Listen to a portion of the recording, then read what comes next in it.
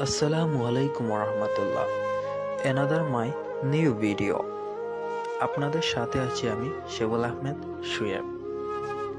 এমনভাবে বাঁচো যেন কাল তুমি মরবে, এমনভাবে শেখো যেন তুমি সর্বদা বাঁচবে।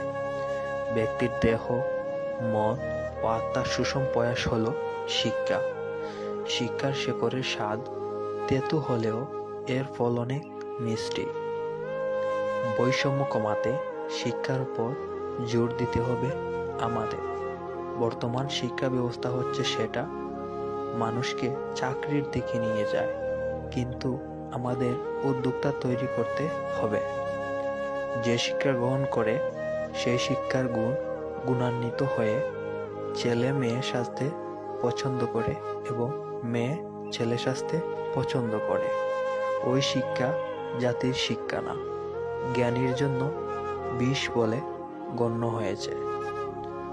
বন্ধুরা, যদি আমার ভিডিওটি ভালো লাগে অবশ্যই কমেন্ট বক্সে জানিয়ে দিবেন এবং বেশি বেশি করে শেয়ার করবেন। তো সবাই ভালো থাকেন, সুস্থ থাকেন। দেখা হবে আগামী কোনো ভিডিওতে। ধন্যবাদ সবাইকে। আসসালামু আলাইকুম।